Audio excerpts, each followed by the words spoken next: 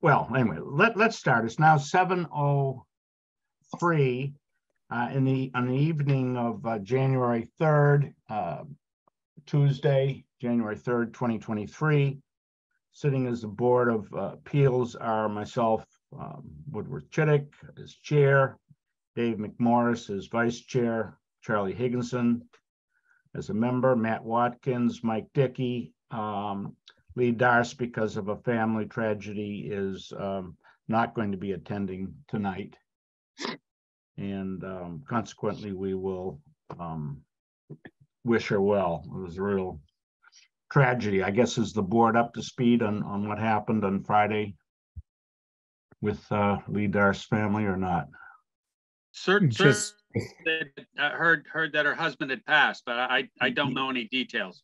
Yeah, I talked to her last night. I guess everything was fine. He had just driven his daughter up to Logan Airport, where she caught a flight, came back home, sat down, and the next anybody knew, he was not responding to emails or phone calls, and somebody came by the house and discovered that he had passed away, which was a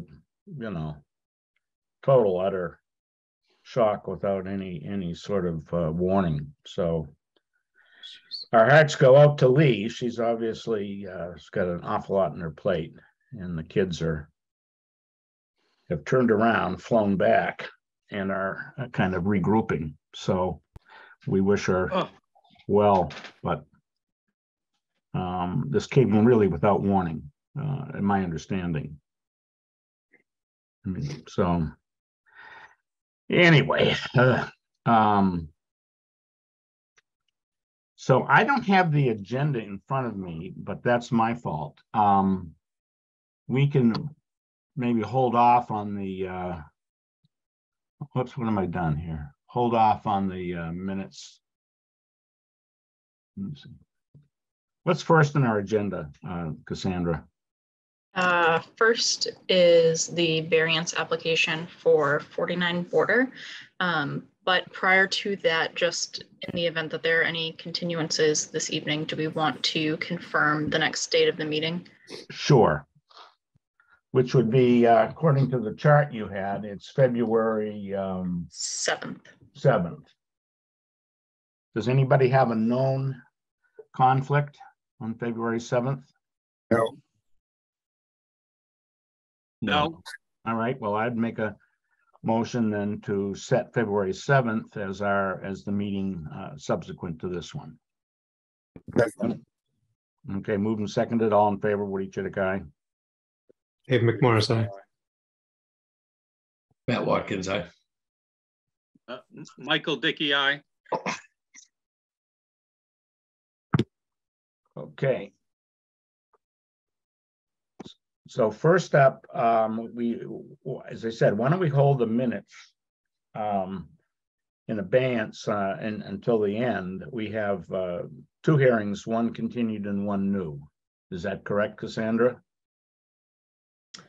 There's 49 Borders variance and special permit application, the 99 Border Street special permit application, and then the new application at 49 James Lane. Did we close out 99 Border or not? Oh, okay. Nope. But we do have a draft of that decision, so. Which by close out, do you mean continued? Continued. Okay. Yes, it was continued. It was continued to this evening. It was continued, okay. Well, the first one is 49 Border Street. The Wariskis being represented by attorney Jeff DeLisi. We did get, I think on December 22nd, if I'm not mistaken, 3 different memoranda, one from the attorney, one from the neighbors, Mosses, and one on the overlay with some material showing the velocity VE18 and VE15 zones. So I think we should promote Attorney Jeff DeLisi. I'm sure we all have some questions for him. Promoting him now.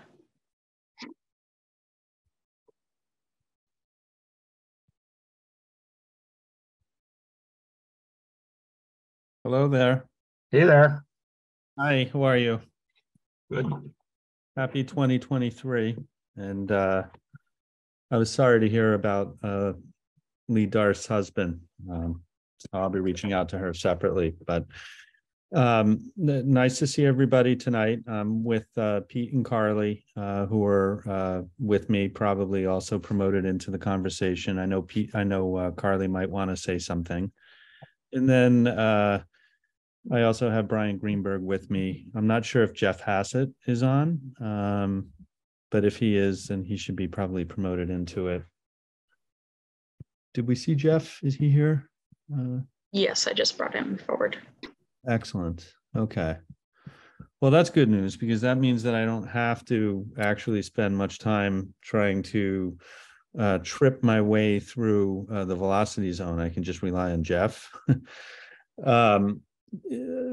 Woody, your summation is fairly accurate. Since the last meeting, I submitted a letter, which really was a very brief letter that submitted the velocity zone data, which you requested. Mm-hmm. That data was actually compiled by Jeff. So if you have any questions, I suppose Jeff would be able to answer them for you. What I did note was that the map showed that the velocity zone is actually different elevations in different locations. And with respect to the location of this particular dwelling and property, the velocity zone is VE 18, so elevation 18 over sea level. And one of the things that's probably noteworthy is that in the velocity 18 in this neighborhood, that is the only house in the velocity zone 18. There are some other structures which are non-commercial in nature in the neighborhood. Those are in the velocity zone elevation 15. So it just kind of further drives the point home, that we believe that this is truly a unique situation that could very much be differentiated from others. Maybe Jeff could take me at least through, and others if they need it, explaining the difference between a VE 18 and a VE 15 in terms of the impact it has on structural regulations, et cetera. Or I've often thought of these as pretty much the same, but they may well not be. So sure. So you have AE flood zones where you basically see water rising to a certain elevation, right? And then in more areas that are directly on the coast, or in this case, this property here, you have velocity zones, and that basically means you have wave action up to that elevation assigned. So this property, FEMA is projecting in a 100-year storm would have waves cresting at elevation 18. All right. So what, from a standpoint of constructing or reconstructing dwelling in this case, what's the essential difference in terms Sure. of? So in a velocity zone, you're required to be constructed on piles or piers. And the lowest horizontal member has to be 2 feet above that base flood elevation. So it puts a first floor at, it puts the lowest horizontal beam at elevation 20. And then with the framing, it's going to put first floor at elevation 22. So that's in a velocity zone. If this was in an AE, which is most of the FEMA flood zones, then you can have a traditional foundation, a concrete poured wall foundation, but you have to have flood vents in it. The difference is, in this case, they're projecting wave action. Okay, so if I'm in a velocity zone 15, it's I can build the house, if you will, 3 feet less high. There's still the plus 2 feet that goes on top, but I don't have to start at 18 plus 2. I can go 15 plus 2. Is that correct, more or less? Exactly. How many of the properties along Border Street are in the VE 15 zone?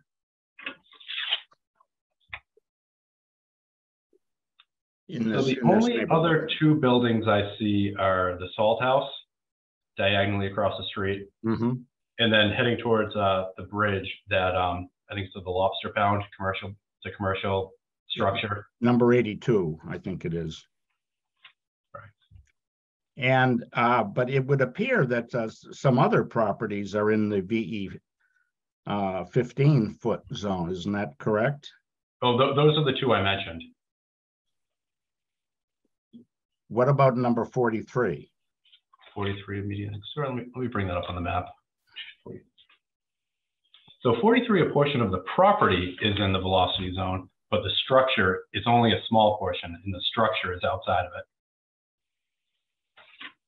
Some of the structure, or none of it is in None the of it. zone? None of it. And that would also be true going the other way then, I guess, or continuing on down 44. Correct. I don't mean 44. I mean number 31 or number 51, the masses, etc. Nobody else is in a velocity. Nobody else has a structure that's in the velocity zone other than the Salt House and Atlantica and things across the street. Is that correct? That's correct.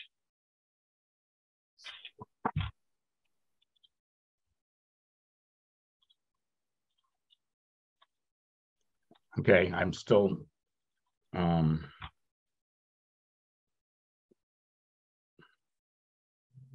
could this property at number 49 have a structure on it that isn't in the VE zone, a VE 18 zone? No, it could not. And So- why is that? That's because more than half of the property is in that VE zone. So it would have to be at the very rear of the property that would not comply with the rear setback. And it would get into that vertical ledge face at the rear of the property that just wouldn't be feasible to build on.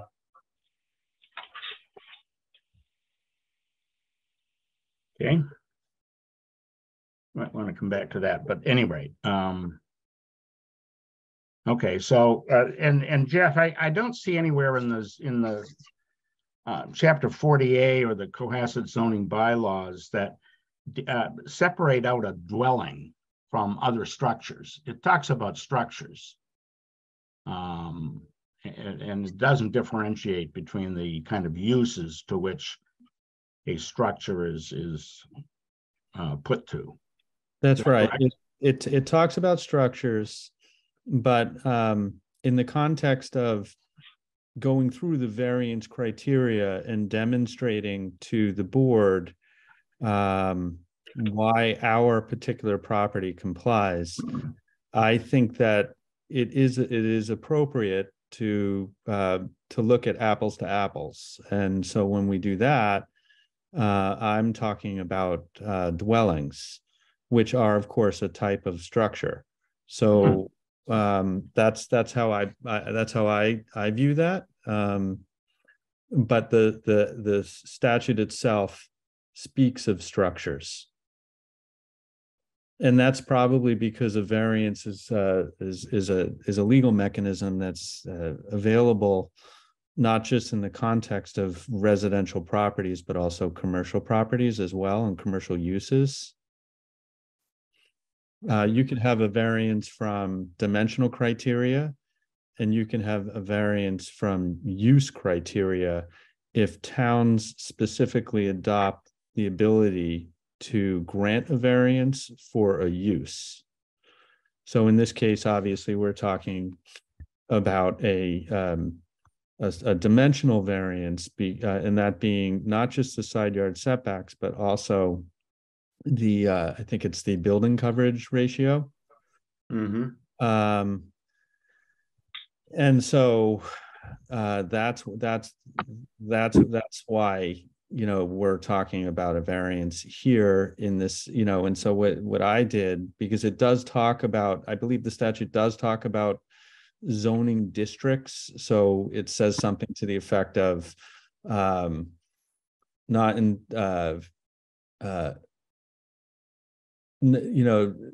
not substantially in derogation of other properties in the district, I think is something along the lines of the statute. I don't have it in front of me at the moment. And so, you look at it, and here we are in the primary district.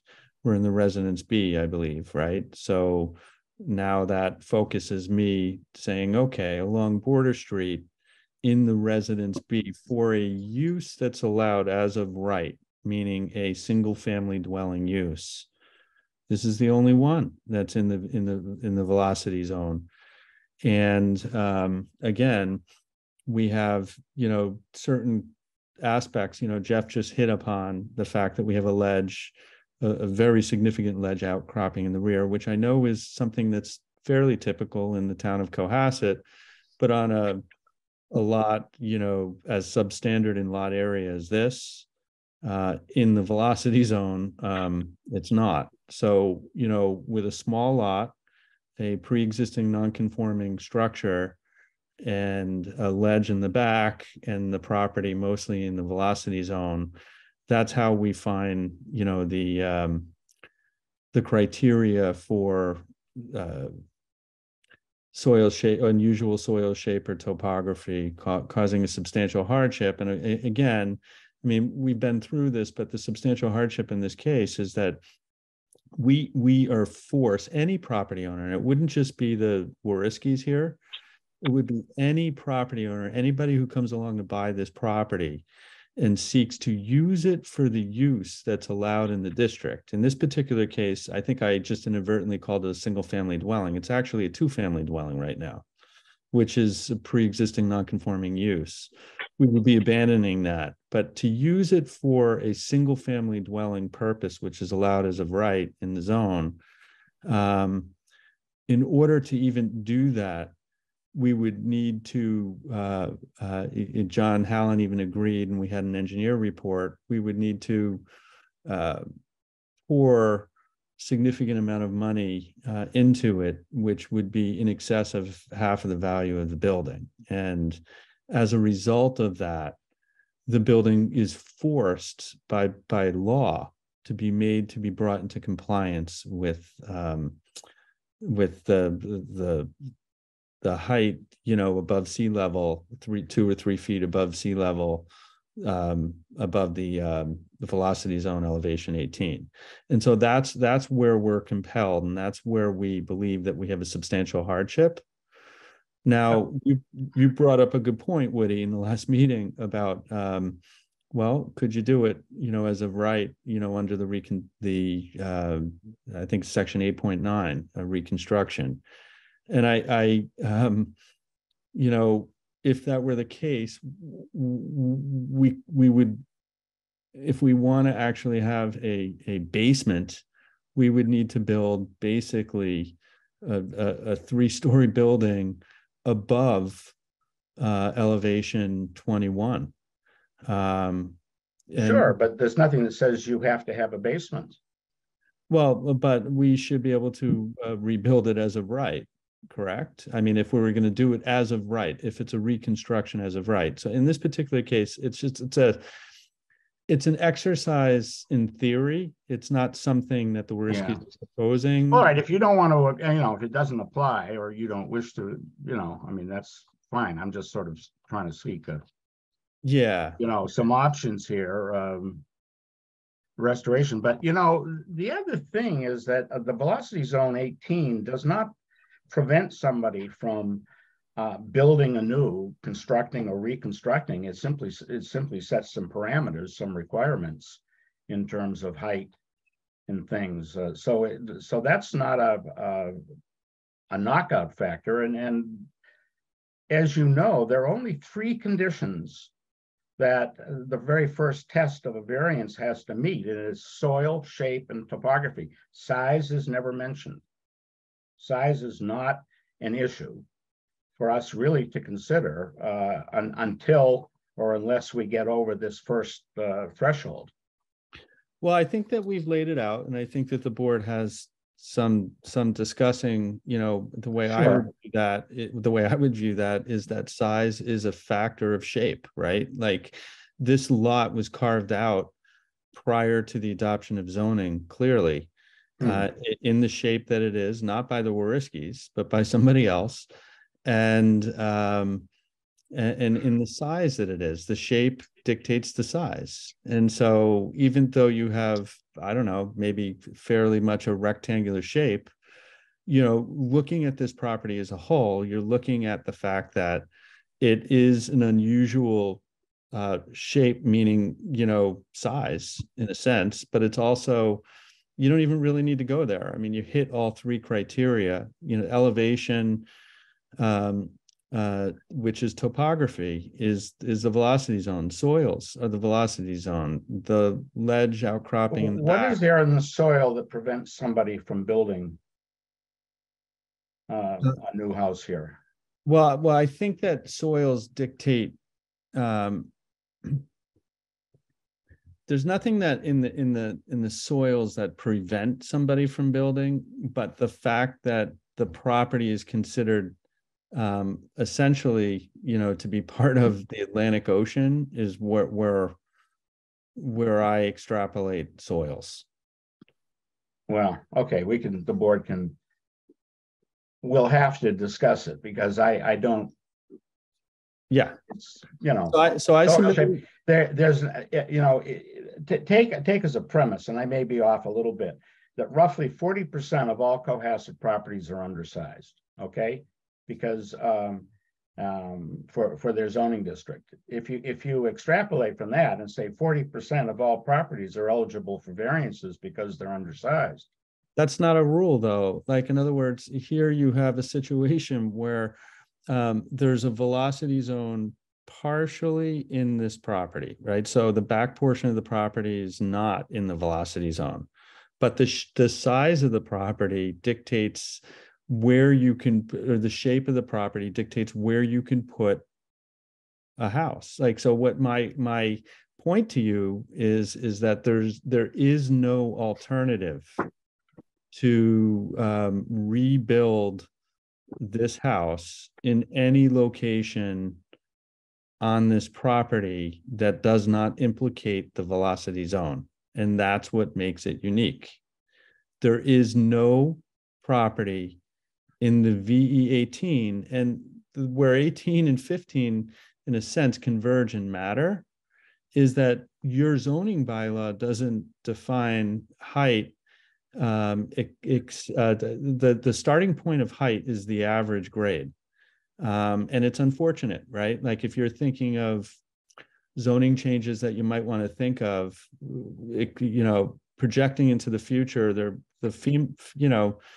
there might be a need for other properties to go up on the piles. And it would be helpful if you could measure height from, say, the top of the pile as opposed to the ground. So here we have a circumstance where we have a house that is in elevation 18, velocity zone 18. And I don't know, Jeff, what is the average pre-construction grade here? That doesn't change. The average Jeff is muted. Elevation 18. Okay. So the average pre-construction grade, thankfully, here is at elevation 18. But if we were, you still lose 4 feet, though, Jeff. You still lose 4 feet. Exactly. You still lose 4 feet in the difference between the two elevations, or the two velocity zone elevations. You still have a pretty liberal height allowance here. I mean, so you lose 4 feet, but the midpoint to a peaked roof, as you know, is 35, and absolute to the ridge is 40. So they could go way up and still be well within the height limitations. Yeah, but we have to use the top floor of the house for our utilities. We lose a basement that otherwise have utilities or some usable storage space. And these are all factors that played in. And Carly and Pete were going to talk about, you know, if you want to hear, you know, from them, but they went through various iterations over many months of different concepts here to try and avoid requests for a variance, because frankly, it was my advice to try to avoid that, which is why we came in with a special permit initially. And the special permit plan, it turns out, is less big, so to speak, than the as of right reconstruction if we were to, you know, include the basement floor in that, starting at elevation 21. So, you know, what the sum and substance of this hearing is about is that we believe that as a result of the fact that we're in the velocity zone, which is a topographical issue, we are forced to forget about the financial hardship, because a hardship can be financial, but we'll just leave that aside. We're forced to present to you this plan, which is, you know, we believe the only plan that allows us to use this house in a manner that's consistent with other homes that are allowed as of right in this zoning district. And that's because also the shape of the lot and the fact of the ledge. And then you heard from the Massas, you know, we work really hard with them. We worked hard with them. You know, the Wariskis this is not an investment property. They're going to live there. They care about this particular location, not just the house, but the harbor area, and they want to make sure that they do it justice. And they worked very hard to come up with this circumstance. I know that you're not driven per se by letters of support, but in this case, it is notable that we have, I don't know, I think that there might be 8 or 10 letters of support, not a single one in opposition. This is the best plan that we can come up with, the only alternative that allows them to have a house that has a gross living area on par with the house that's there now. So that's why we're here. Carly would be happy to detail, you know, the efforts of the Wariskis. Oh, I think it's fine that the Massas and the Wariskis have been, you know, in communication and things, but we also have to take a look at applying variance conditions all around town. It isn't a popularity contest. The two neighbors happen to get along. That's nice, but it's not relevant. It's just simply not relevant for our consideration. We have to look at the requirements for a variance, not do people like the neighbors or not. And I'm sure that these are all very nice. I know they are nice people. So fair enough. I mean, it's just not relevant. But I would like to ask the board, I don't want to, I mean, I've talked enough. I'd like to have the board ask other relevant questions. If they have any, I'm sure they do. And to push back on my contention that I'm not sure a variance is what is needed here. It could be a special permit with some modifications, but we'll see. But I don't know, Dave McMorris as our vice chair.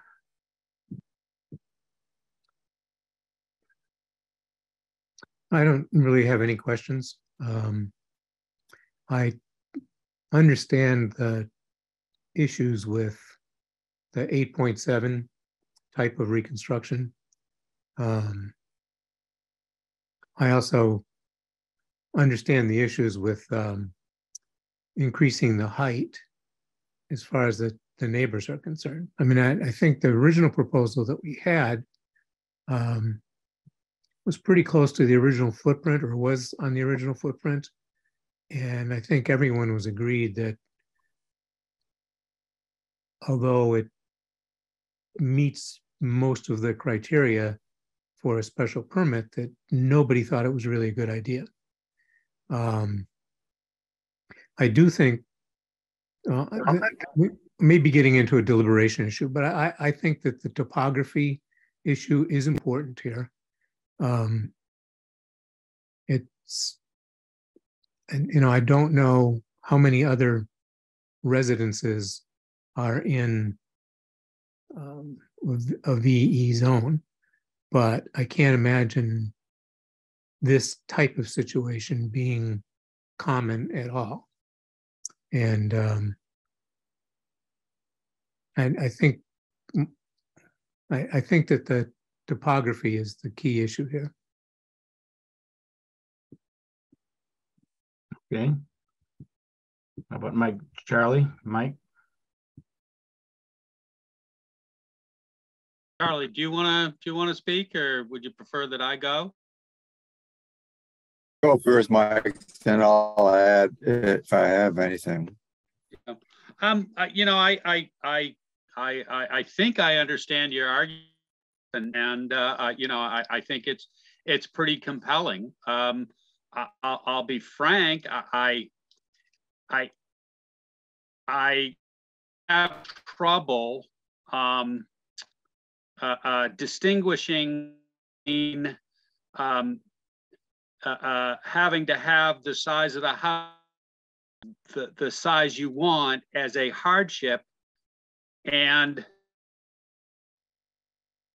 it seems to me that, you know, zoning rules and variances, you know, they're not designed to save a purchaser from a bad bargain.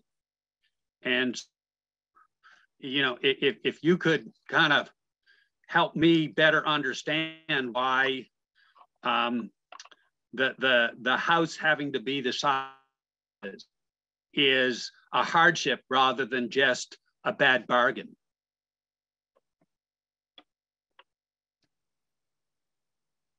Well, we've presented a special permit plan to you that stays within the footprint, and actually I think might be a little less close to the property lines. And in order to be elevated and have room for utilities and eliminate a pre-existing non-conforming use, but still have room for the same number of bedrooms that's there now, our plan was to go up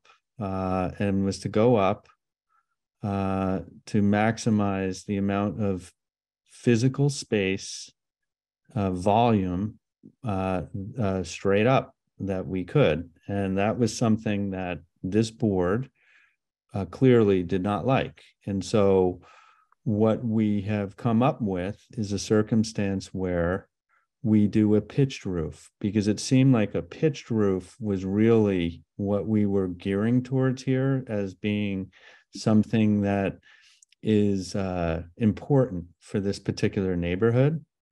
And as a result of the pitch roof situation and the fact that we are being careful to be considerate to our neighbors, this is the only solution that we came up with that allowed us to still have the same number of bedrooms.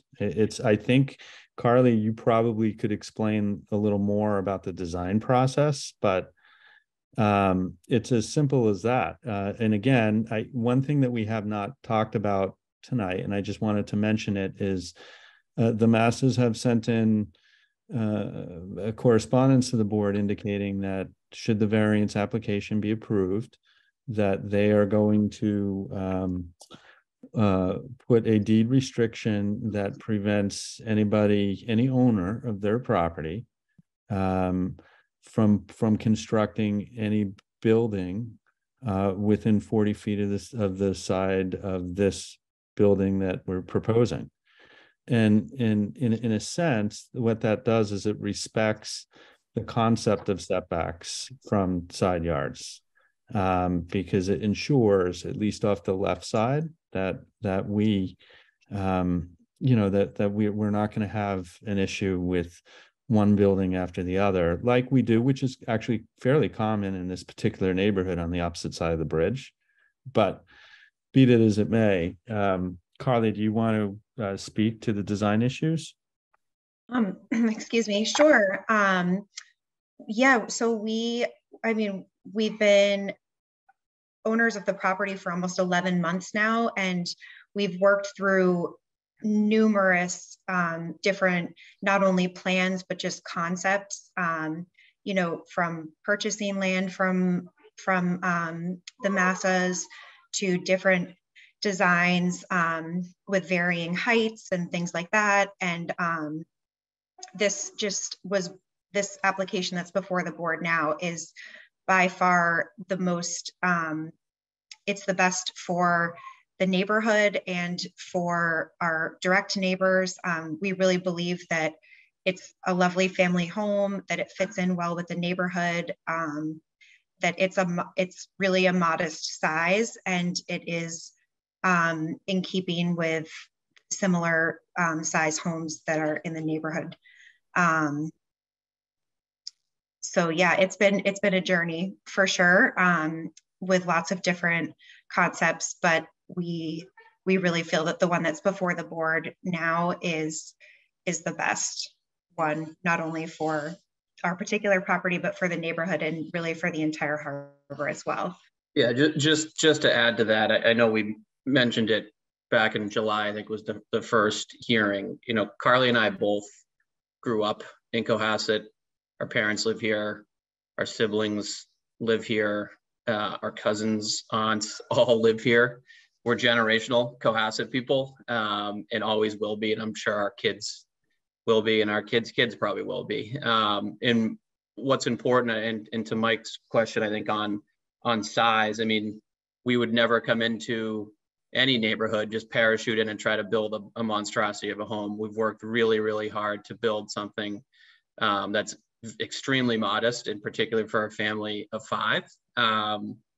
In terms of size, it would not come into, any town or any neighborhood, for that example, specifically the harbor that we know so well and love, where they're all, modest homes and build what fits with the neighborhood, not just now, but for the future. So this design is built for the future, which is why the entire neighborhood and town, for that matter, we know a lot of people that are in support of what we've proposed, and it fits really well with the neighborhood. And we would never ask for something that isn't warranted. We're reasonable people, which is why we've spent 11, almost 12 months now in terms of planning and process. And we wouldn't be, wasting anyone's time or efforts and resources if we didn't feel very strongly about what's in front of us and unreasonably asking for something. We feel very confident in what we're asking for is reasonable and justifiable. And again, a home that will, it's very prominent, specifically if you're on a boat. We spend a ton of time on Bassings and on the boat with the kids and sailing and all that stuff. And we get it. We want this house to fit in really well with that and all the surroundings. And this clearly does. And again, which is why it's unanimously, been supportive with the town and in the neighborhood for that matter. So certainly not going to argue that. The plans look like it's the proposed structure is lovely and obviously a big upgrade in terms of what is currently there. Not going to argue that at all. Yeah. Mike, if I could just respond to your, because I think you did ask a specific question too about, I think keying in on the sort of save from a bad bargain thing is what piqued my mind a little bit. So, you've all heard me say some version of this before, I think, but just because you've kind of asked directly here, I think that the issue is here that the topographical constraints, to wit the velocity zone, cause such a expenditure requirement prior to any construction of the house. That's really what's driving the fact that you really can't use this property other than to build a home that has some sort of threshold square footage.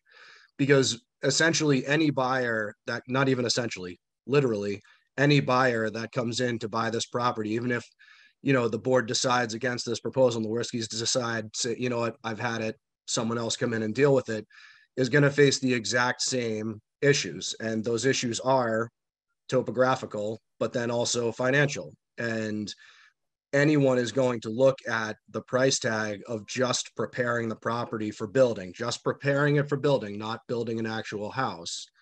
And they're going to do the math and say, no rational person would do this. And so the property will just continue to rot in the harbor unless somebody at some point is granted relief to build a size home that is consonant with the neighborhood and can actually generate value, you know, behind the property you own. And I feel like I've heard or felt the scoffing at this before, and I get it. It sounds circuitous as I say it, but it really is quite fundamental that you buy a property and just to prepare it for the reasonable use that's allowed as of right in the district is a very significant expense. And that's what really creates a big part of the hardship in my view. So sorry, that was maybe a little verbose, but I was just trying to get at your direct question. Oh, I'd like to hear from Appreciate it. Charlie. But I want to hear from Charlie, but keep in mind that the test is not, the hurdle is not a financial hardship. Financial hardship doesn't enter this thing at all when you deal with a variance. It's, do you have a hardship that prevents construction of a conforming structure? Maybe not an idealized conforming structure. Are you just not able to build a conforming structure? In which case I would grant you that's a hardship and it's a new game. But just because something is expensive. Well, it says hardship, financial or otherwise, right? Isn't financial is actually the only type of hardship that's offered as an example in the statute, right? Well, yeah, but it has to arise from shape, soil, or topography, and it is not a financial hardship. If you can build a conforming structure, even if it costs more money than you'd like, you don't have a hardship. You sure, and I don't mean to be argumentative. Like I truly don't. But I just because it keeps being repeated about spending more than you'd like. Maybe it's a subtle difference, but it's not spending more than you like. Every single person who's ever done a construction project spent more than they'd like. But Woody, you can't build a conforming structure on this property. It's impossible. And one of the reasons why it's impossible is because of the shape of the lot as well, right? I mean, the Bjorklund case and the Bransford case, which I know this board is very well aware of, perfect examples. You know, you had Steve Bjorklund seeking to construct a dimensionally conforming house on a non-conforming lot, or reconstruct a house on a non-conforming lot, and the house was larger. And what the SJC said is that by doing that, you're increasing the non-conforming nature of the lot, even though you're not changing the lot at all, because you're putting a larger house on the same size lot, which is a shape factor. And so like that, you can't, we cannot just go to John Hallen and get a building permit here absent relief from the zoning board, whether it be a special permit or variance. We don't have the right, the absolute right to do anything. I mean, we've put a special permit application in front of this board, and it was something that we you didn't need a variance for that. We maintain, but we don't know if we're going to get it. We maintain the setbacks. We stay within the footprint. So that's still on the table. It may not be desirable, but it's on the table. It's not good for anybody. And the point is that I understand your concern about creating a precedence. And again, and I know, of course, the board understands that, precedence isn't created. Every application is taken on its own. But the bottom line is people come up to you, people like me, and they say, hey, you did it there, now do it here. There is not a circumstance in this town where there is a home in Velocity Zone 18 that is on a lot that is 4,000 square feet or whatever it is. It doesn't exist. It doesn't exist in this neighborhood in particular, which is what we've demonstrated to you. And that's why this is truly unique. That's why you don't need to worry about a precedent. It's not going to happen. And anybody who points to it, you guys are, your decision is going to basically, if you grant this relief, we'll be able to differentiate without any question. Okay. Charlie, what about you? This is a request for a variance. I think also we should take into consideration what would happen if we say no. And as I understand it, what will happen is the existing structure will slowly rot and destroy it. So that if we compare any loss to the town by granting a variance to the loss to the town to refuse to do anything and let a structure disintegrate, I have troubles with the hardship, but I am inclined to think that the plan before us is probably as good as anything that we have and good for the town. Okay, Matt? Yeah, I mean, similar to Charlie, I think, I guess we're talking about having some heartburn with creating a precedence, but I would also have some heartburn with creating a bad project, which I think the first proposal was. I think because we spent a lot of time going through the different criteria, and we had kind of at the beginning forecasted that hardship was a tough one for us to embrace. In my opinion, the fact that they are the only dwelling within that district that falls within this velocity zone, substantially waters down the precedence factor. If somebody comes in front of us again, it was a pretty unique situation, but I kind of see other people's points, but I do think I'm just as worried about, and it might not be them, but the next person could come along and create a bad project without as much regard to the neighborhood. So I wouldn't want to see that happen either.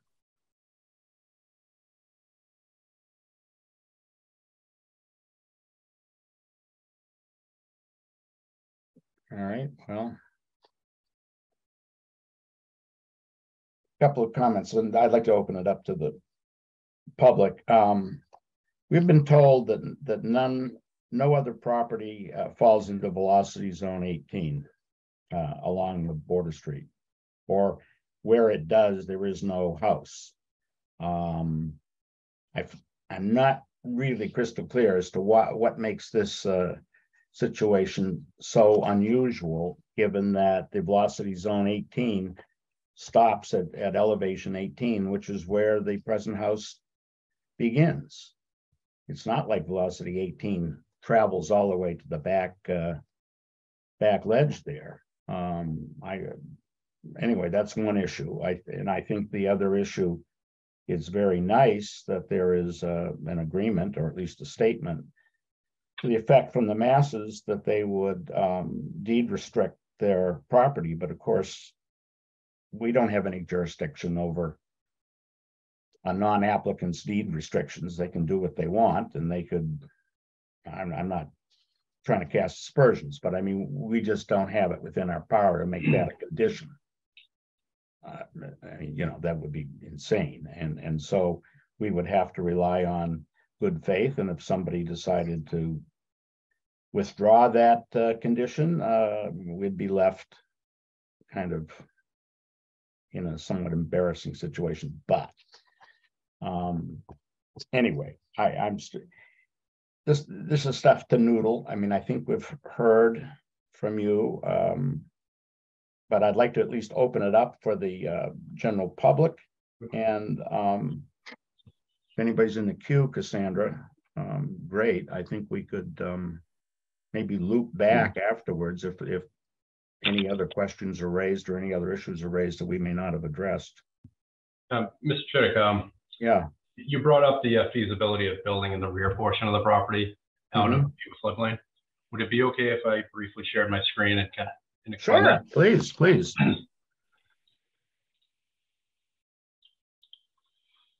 Okay, so Border Street is on the right side of the page, and Right. the limit of that FEMA velocity elevation 18 is shown in yellow or orange here. Okay. It's about 30 feet from there to the rear lot line, and you have a 20-foot rear setback. So if you were to keep the structure outside of that velocity zone, it wouldn't be feasible because it would only be 10 feet deep. The other thing I want to point out, I think we were speaking earlier about this property being unique due to the size and being in the velocity 18 zone. It's also unique with respect to topography. It's only about 54 feet deep, and it rises almost 40 feet vertically. So I think Chef DeLisi was speaking to, there are not any other residential homes in a velocity 18, which is true. And certainly this site is also unique, even though it's also very, very steep. The rear portion, you really could not build on even if it did comply with the rear setbacks, just because you almost can't even climb up it. It's that steep. So, thank you. Okay, good point. Cassandra, do we have people in the audience? It doesn't look like anybody's looking to speak on the project. Okay, board, what, any other issues, questions?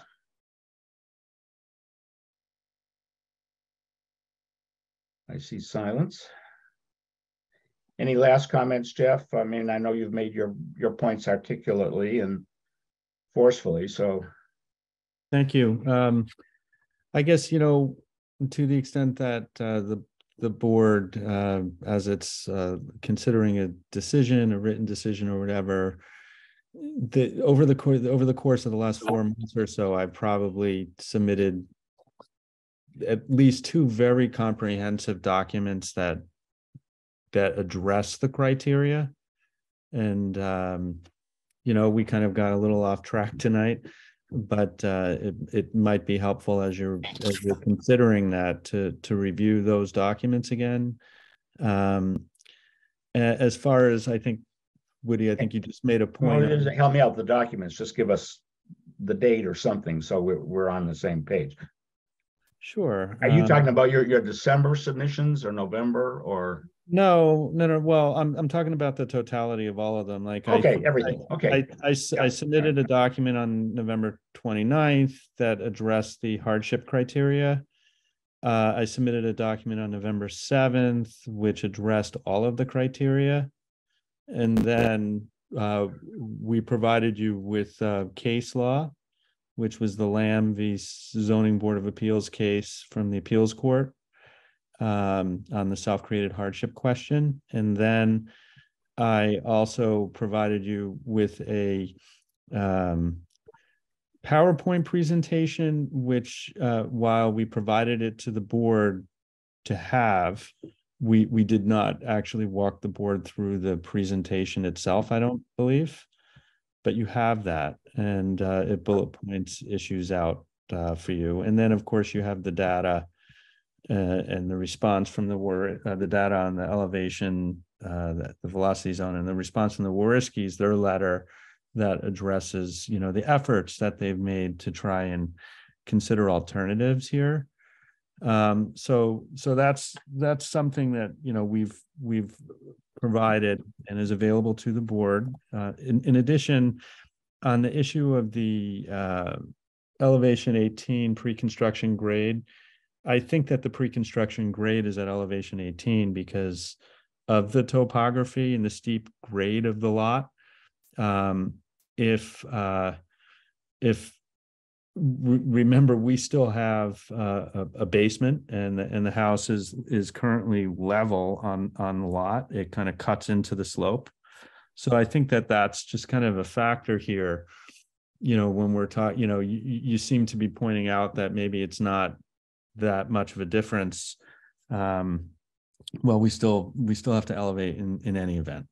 So I guess that's the point. So other than that, I really don't have anything to add. I really appreciate the fact that the board has really spent an awful lot of time thinking about this, and I've tried very hard to provide reasons that that the board can point to differentiate this application from any other, at least that I've been involved in, and hopefully any other that come along. So that's it. Thank you. Okay. Thank you, Brian and Jeff as well. What's the board's wish? Dave, you're vice chair. Should we at least technically continue this for another month, but begin deliberations? I think close it. I don't want to run into a deadline. I don't think we've heard from the public yet. No, we did. We asked if there was anybody out there. Okay. You said nobody, right? Nobody? Okay. Yeah. I don't see any reason to continue this. We have a draft decision that's going to need some things added to it if we go that way. But I think we've heard everything we're going to hear about it. And I think all of us have given this an awful lot of thought. We don't often have variance requests. And I think all of us take those very, very seriously. And I think we've already all given this a lot of thought. So I don't have any reservations about closing the hearing tonight and deliberating. Okay, I've got one small technical thing. Jeff, you have mentioned many times that the present two-family house is a pre-existing nonconformity, or it's a non-conforming use. Well, two-family houses are allowed in the RB district. Yeah, but only on lots of certain sizes. So the single-family house, were this a single-family house, would also be a pre-existing non-conforming use. No, it's a the way I would view it is I think that your zoning bylaw allows a conversion from a one family to a two family, provided that there are certain lot size, that there's a lot size. So I think that the use is tied specifically to the lot size, whereas in the context of a single family, I think that there are criteria for a lot, but I think it's more lot criteria as opposed to tying a use into a size. Like it literally calls out, you can convert from a one family to a two family if you add as a legal, without relief. That would right. Be right. And that's the circumstance where it's allowed. Is it's an interesting point you make, Woody. No, it may not be terribly germane, but I'm not sure that I grant you the house is non-conforming, but I think it's dimensionally non-conforming, and its use as a single or two-family house is pretty well protected in 40A as well as, this is the wonderful second accept clause, etc. It's great. We talk about it all the time. The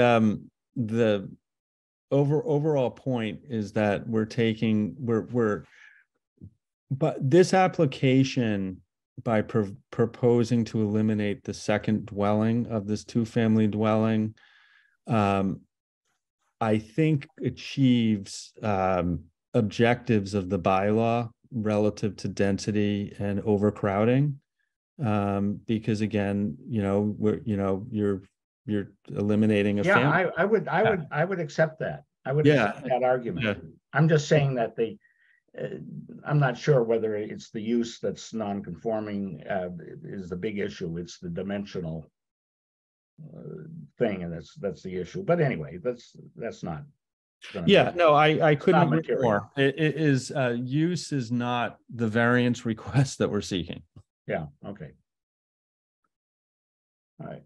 Well, with that having been said, any last thoughts? Otherwise, I'd make a motion to close the hearing. What sort of a time deadline do we have on a decision if we come close but can't finalize some language and things tonight? Well, I think that rather than try, I know Cassandra, you're going to jump in on that. I think that rather than, I can't remember the differences between variance and special permit timing.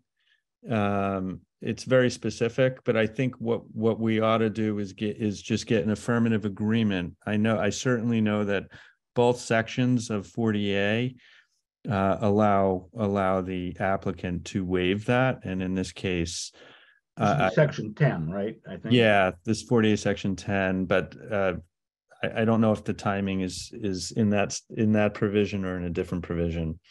But in any event, we would be certainly willing to grant the board, 30 days. Or to February 7th, if that's not literally 30, and it may not be literally 30, but exactly our next meeting. Yeah, absolutely. Yeah. Yep. Okay, no, I'd feel more comfortable because I don't know where the deliberations are going to lead us, and I think in closing the hearing, we're aiming for a decision one way or another, but we have to come to.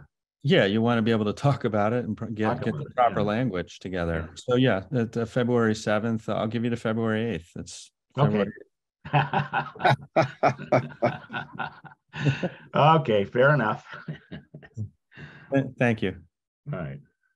So I'd make a motion to close the hearing enter deliberations later on. And if we can come to a board agreement, fine tonight. If not, we'll work on the wording and everything and have something finalized by February 8th or 7th, if you will.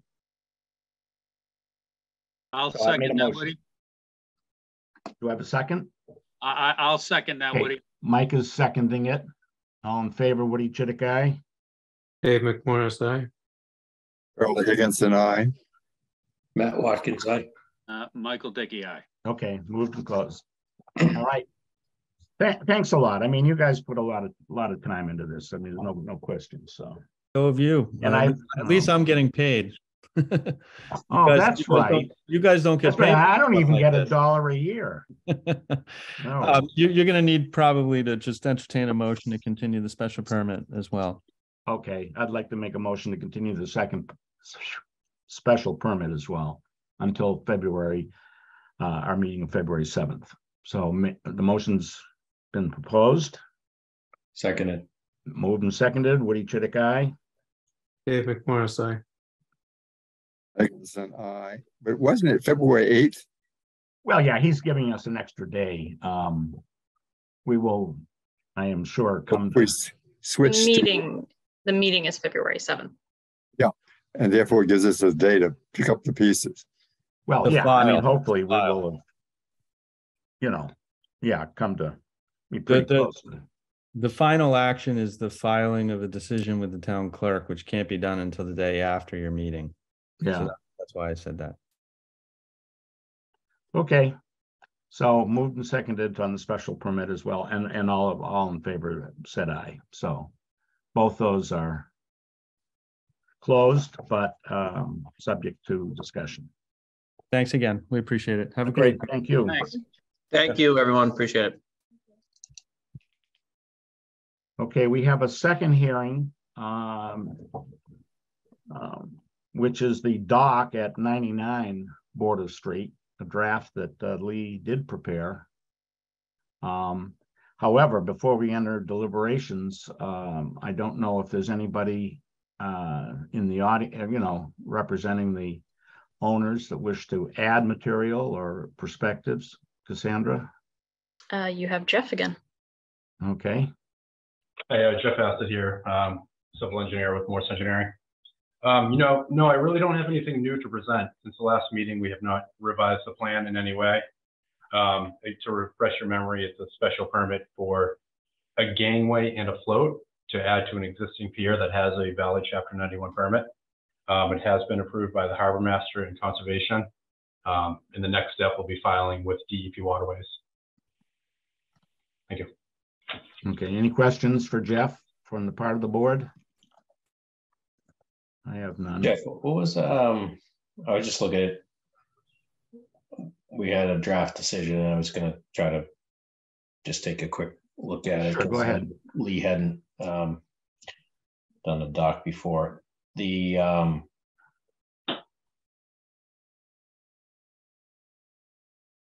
I think I asked you last time, do you recall what the total ground coverage was? I know we were well below the threshold, but we usually want to put that in there. I do. It's 3 piles. And let me check the application.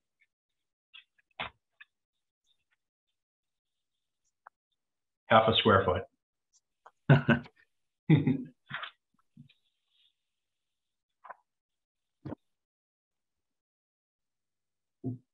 Okay. Yeah, I was just kind of scanning that quick. I don't have any.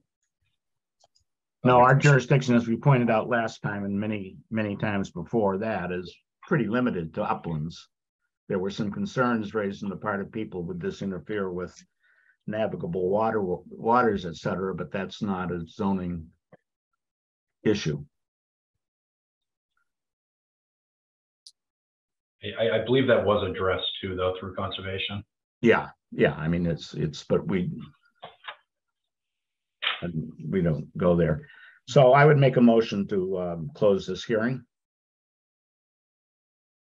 Second. Second, moved and seconded, all in favor, Woody Chidick, aye. Dave McMorris, aye. I think I saw Charlie's lips move. Mike Dickey, aye. Matt Watkins, aye. Okay. Now we do have a new hearing tonight. And it's by the Kellyanne Devine and Michael Mannion at 49 James Lane. They're seeking a variance in terms of some rather small additions. Actually, part of an existing house is going to be removed. It's a very small sliver. So I don't know who's representing the applicants here, but we have the application per se in front of us. Who's represent? Okay. Looks like one of the owners. You want to promote her, and we'd like to get a brief recap, Kellyanne, of what you're trying to do here and why you think it's a good idea. You're muted, however, so we're at a disadvantage. Can you hear me now? Yep. Well, I can. Okay. Everybody okay? Yep. Good evening, everyone, and Happy New Year. So just as you laid out, we're asking for relief from a setback. On the rightmost side of our house, we're looking to extend it by 13 feet, which is about 1.5 feet over the current setback. So about 30 square feet is in question in terms of being over the setback. And that proposed addition is comprised of part house and part deck, or is it all deck? Correct. So the 30 square feet would be the house, and then an additional 20 square feet would be the deck. So in total, on the right side of the house, it would be 50 square feet. Along the And line. then as And the reason it sorry. goes from 3.6 to 3.1 feet is simply a curvature of the house and the lot line. Correct. I mean, the more you extend it back, the closer slightly by 1/2 foot. I mean, it's Yes. pretty small.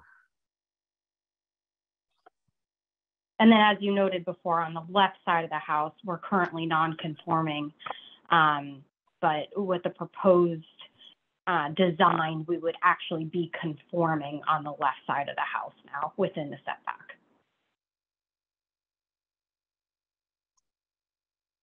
Mm-hmm.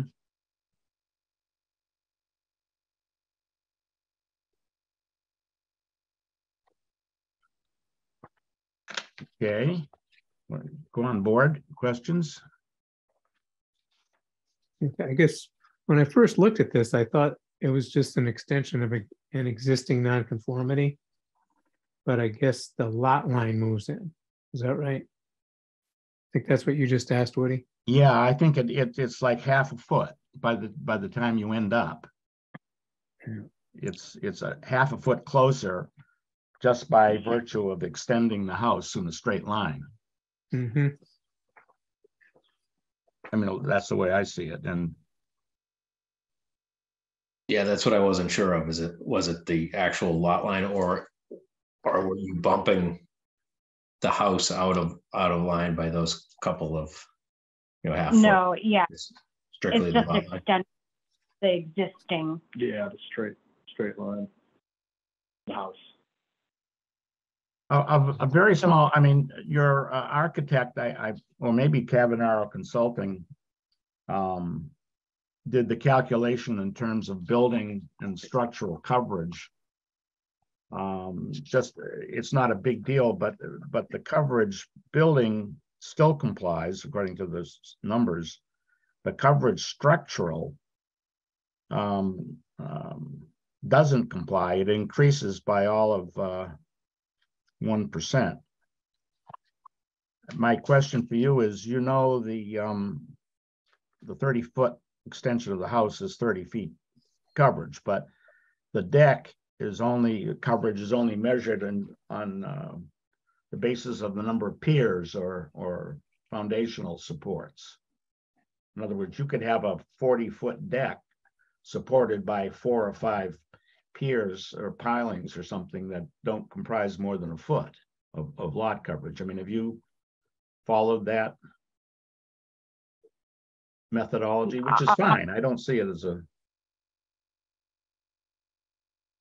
Honestly, Yeah, I was just surprised to see the coverage figures go up quite that much, but it's not I mean, technically you're increasing a nonconformity, but and if you're increasing a nonconformity, is there any way you could save all of a 1% coverage and not have to get relief? But I don't know. This strikes me as pretty much de minimis stuff, but how about the board? What questions do we have of them? I think it's very much de minimis stuff too, but we still need to address the variance criteria. Yeah. Yeah, so I'm not sure what your knowledge is of, if it was a special permit for extending an existing nonconformity, we would take a look at it and kind of determine if the board was comfortable with that level of an extension, it was a detrimental to the neighborhood, et cetera. Once you trigger a variance, which is creating a new nonconformity, then you have to hit a variance criteria, which has to do with hardship and topography and soils and how your lot and condition are unlike anything in the area. So it's quite a bit of a different test. A variance test is very unusual for us versus a special permit for the extension of an existing nonconformity. So honestly, this is the first time we're doing this, but sure. So is your recommendation to go through and get a special permit as opposed to a variance, or I guess I'm not. It would be a good candidate for a special permit. I'll say the only thing would be, how do we get around the fact that the lot creates this half a foot difference, and the structural coverage going up another from 30% to 31% or whatever it is. I mean, that's so small that just removing a paver or something would That, I mean, I see a paved patio or a patio with pavers. Mm-hmm. If that was a pervious patio, it would probably fix the coverage issue. Yeah, that will be removed. And another proposed idea here is to also remove the garage, which is non-conforming, which is, I don't have the measurements in front of me, but I believe it's. Well, yeah, I'm just, but why would you be removing the garage? We would ultimately replace it with a shed because It's kind of run down. Yeah, it's run down. You couldn't really use it as a okay. garage anymore with a smaller structure. Well, if I don't know, my inclination would be, could you save 1% lot coverage now by following Dave McMorris's suggestion of making some of that patio pervious? In other words, it could be any number of materials, but I don't want to be the design board here. I mean, and then we would be left with saying is an extension, you know, that doesn't encroach any more than 6 inches further into a setback. A valid subject of a special permit, as opposed to, which is not substantially more detrimental to the neighborhood, rather than a variance, which you'd have to prove soil and shape are unique to this property, et cetera, and odds are it's not unique. My recommendation would be a special permit, but that's certainly a much lower hurdle to surmount. Were you advised by legal counsel to apply for a variance? Honestly, we've been. It was advised by our former architect, which we have since parted ways with for multiple reasons. So if the recommendation is to go through a special permit, and you know, the patio would be removed as part of this, or modified or whatever. I mean, you know, it's yeah. I mean, we were going to remove it anyways, to be honest. So, you know, if that's the easier route to take here, then yeah. The other piece the architect, or you know, somebody will have to look at though is, you know, even though it's only, you know, that half a foot, that's what's triggering variance versus special permit, right? So you, in the design, somehow you'd have to come up with a solution that. But you know, we are allowed to do a special permit. The 125 North Main Street just concluded a month ago, because it was considered sort of an extension of a nonconformity, as opposed to the creation of a new one. It's already non-conforming at 13.6 feet on that right-hand side. And by extending it, I mean, they aren't, I could see this meeting the criteria for special permit with a lot less headache. If it goes from 13.6 to 13.3? Or 1 or whatever it is. One at the deck. I was looking at the end of the house. Oh. It's a lot easier to shorten a deck. Or set it in if you wanted to, 6 inches. I mean, who the? Yeah, but I guess. I mean, that's all you have to do.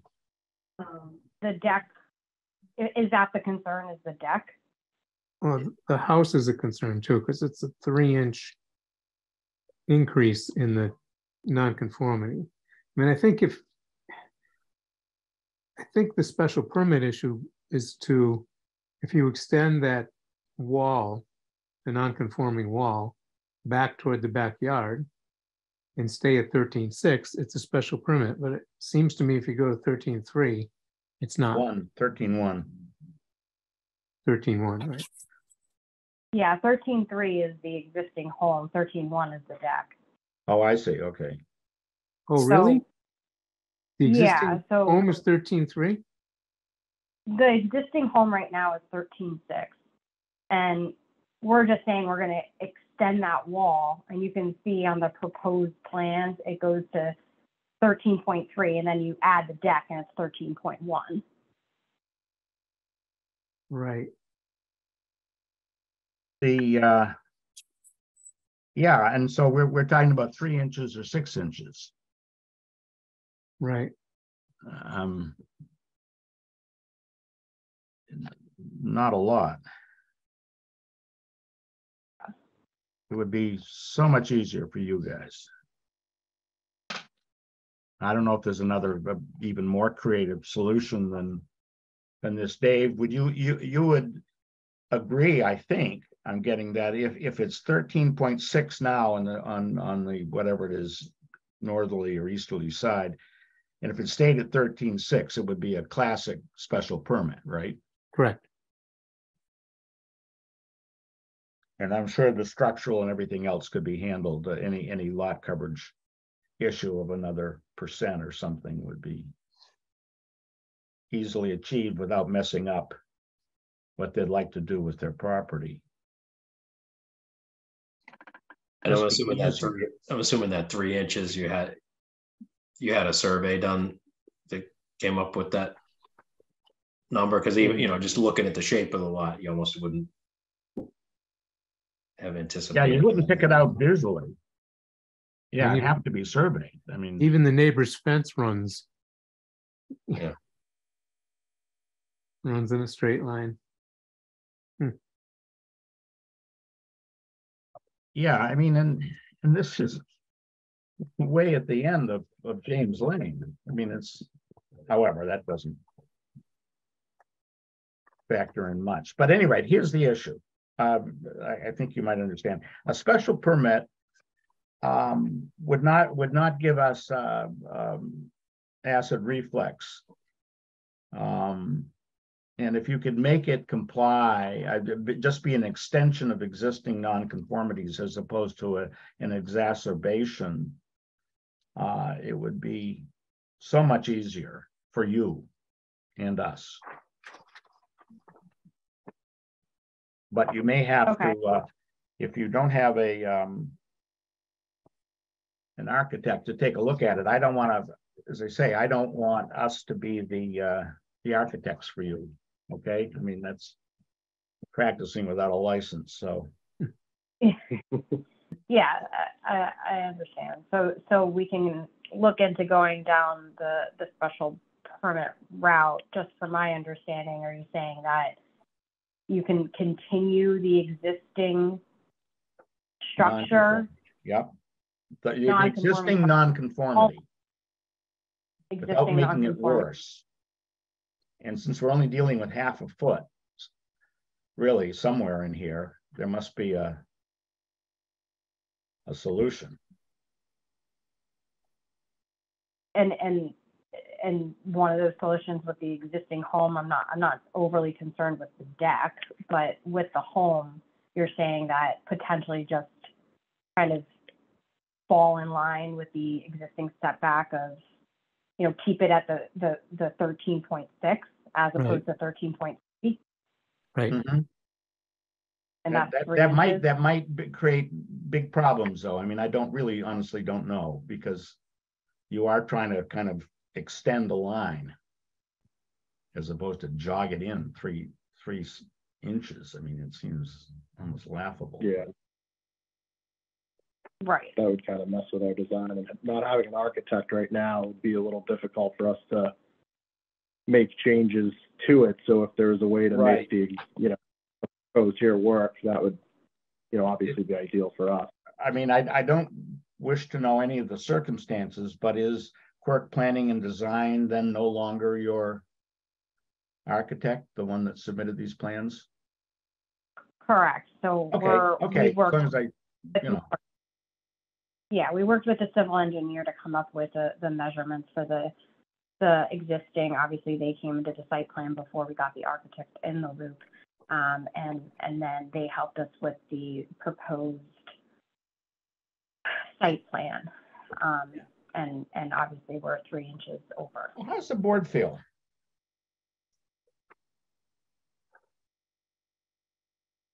I agree. I support the idea of thinking about a special permit. If you go the variance route, you also have to prove hardship, and I have troubles with that. Yeah.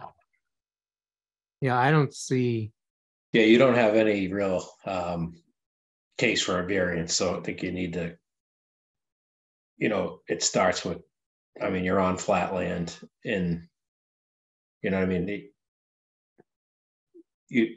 Our criteria, like we said on the variance, you wouldn't meet, but I think you could have a good opportunity at a special permit. The best way, but obviously we're not the architects, would be to maintain that 13.6 on the right side, by pulling it in a little bit as it goes down, but that might not work, and then I don't know, what do you, if you said, I think, I don't know if we're in the business of when it bumps out, calling it an extension of a nonconformity versus a Yeah, I mean, we've variance. done this or agreed to this. I know in the past, I mean, H7B talks about structural alteration or enlargement of a non-conforming building, provided that the special permit granting authority finds that it's not substantially more detrimental than the existing nonconformity. So there is, even in those wording, the assumption or presumption that things don't have to exactly mirror what's there. It's just that it can't be substantially more detrimental to the neighborhood. You could argue that a 6-foot encroachment, because of the way the lot or the house is sited, built back in 1920 or whatever, is creating a 6-inch exacerbation is not substantially more detrimental. Nobody would ever notice it. They might be better off. I don't think they'd need a variance necessarily to go another 6 inches if it was just a question of extending laterally. Wasn't it only 3 inches? Right. I mean, what do you guys The deck, I think the deck, we're not. Well, you could always do something creative with the deck. You may need another architect just to be sure that your plans to be built are still valid and sound as far as construction goes. But I don't know.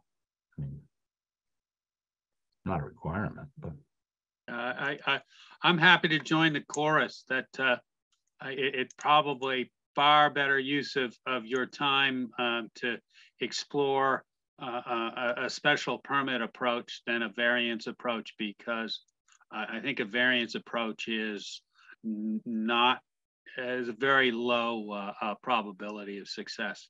Yeah, and it's not designed for cases like this, situations like this, where you're, violating by 6 inches. I mean, if you're violating by 6 feet, we'd have an issue. But I would recommend that you go to somebody and say, look, there's a section 87B in our bylaws. I'd like to get a special permit from the zoning board under 87B. Do the plans either today show it, or can they be made to show that this is pretty minor and not substantially more detrimental to the neighborhood? And I'll bet you somebody could do just that. Okay. All righty. Well, thank you for your time. Well, so what I would recommend, I guess, at this point is that we move to continue the hearing and for a possible resubmission or, if you will, going from a variance request down to a special permit request. It would mean some re-advertising, I guess, and filling out the form a little differently, but it would be so much simpler for you. Okay. Yeah, I mean, Cassandra, okay, do we have to? Board agree with me on that or not? I do. Do we have to renotice it, Cassandra? I'd probably have to double check with Carolyn. I know when switching from a special permit to a variance, you have to because Yeah. it's asking for more relief. I don't know if that's the case with the opposite. Okay. It might not hurt, though. Yeah, go to Carolyn, our town council, but it might not hurt to just renotice it, and it shouldn't get in the way of what the applicants want to do. And I think your charge to be it an architect, an engineer, or whomever you have is, I'd like to stay as close as possible to the original concept here. So help me do that. Help me qualify for a special permit. I'm sure they can do it. Charlie. 2 items. One, is there any comments from anybody else? And 2, if we heard from a neighbor, it would help me along. Okay, Cassandra? I don't see anybody in the audience who wishes to speak, nor is there anybody in the Q&A. I did see 2 letters, I think, but I was going to ask. I didn't see names or addresses on them, just signatures. It'd probably be helpful to have that.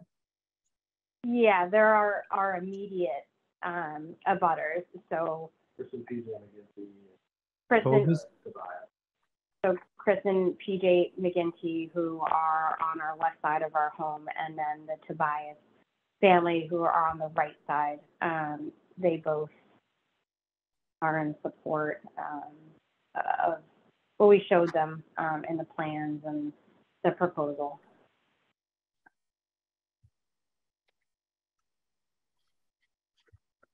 Well, you've got a nice little piece of property here. I mean, it's. Yeah. I mean, you know, I thought I'd been all up and down James Lane, but I'd never been by your house. Yeah. It was the silver lining in COVID. I'll put it that way. All right. So, okay. I would make a motion to continue this hearing until February 7th. In the meantime, if the applicant wishes, they can resubmit for a special permit if they feel that's a better relief or more appropriate relief needed. And Cassandra, we can handle whatever advertising is needed or notification, but. I would just like to make a note for both the board and the applicant that if they are going to be resubmitting for the special permit and it does need to be re-advertised, tomorrow is the deadline for the February hearing, so it would not make it until likely the March hearing. Ooh. That's if they have to re-advertise. Correct. Well, do they need to do anything other than put a check mark in a different box on the first page of the application? If it needs to be re-advertised and they can figure all of that out and by close of business tomorrow, no. But that's obviously up to the applicant. But Dave is right. I mean, it's the data doesn't change. They may wish to, between now and February, change the configuration or something else, but this could be considered a perfectly valid application for a special permit. True, if they wanted to do that and then under 8.7b submit new plans if need be at a later date, then yes. But just so the applicant is aware, we'd need to get the new application by tomorrow. One of you are around tomorrow and that's the deadline, it would behoove you to drop in and see Cassandra. Okay. We'll be there. Okay. So she's on the first floor of Town Hall, easy to find. Okay. All right, so we'll resubmit the application and just obviously change it to a special permit, and you have all the paperwork, and then we'll reconvene on the 7th then. Yep. Mm-hmm. So I'd make a motion to continue this. What am I continuing? Well,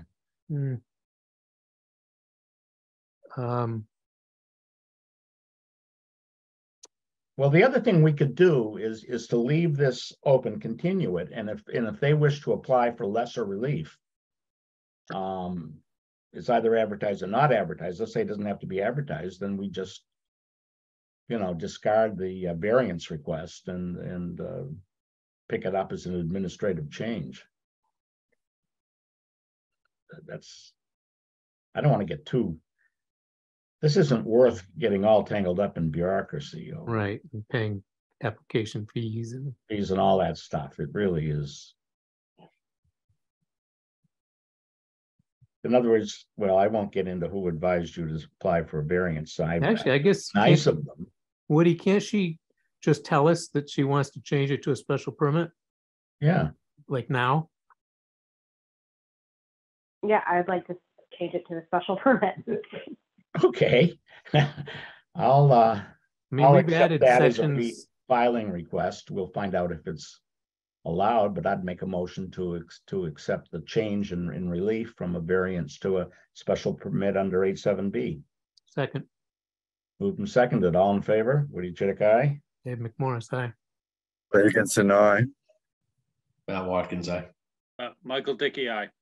Okay, so all we need to do is find out that just done can be done administratively, and you're good to go. You can make whatever changes you feel like between now and February 7th, or not.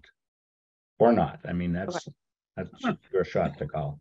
Presumably, new materials have to be submitted a week before, though, right? Yeah, exactly. A week and 1 day. So, so anyway, we will. Just one thing, I think, if you have the engineer redraw the site plan, have him put in where the structures are on the neighboring properties. Cavanero knows they're supposed to do that, but they didn't. Yeah, that's a requirement of the zoning board. I missed that.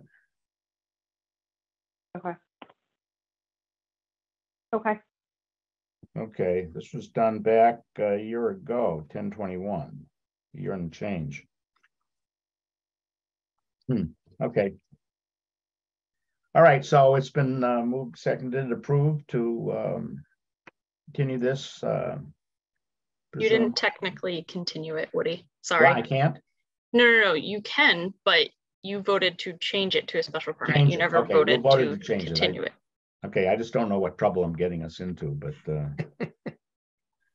anyway. We'll find out tomorrow. All right, thank you. Oh, this is exciting. Okay. All right, thanks a lot. So you just need to vote to continue it.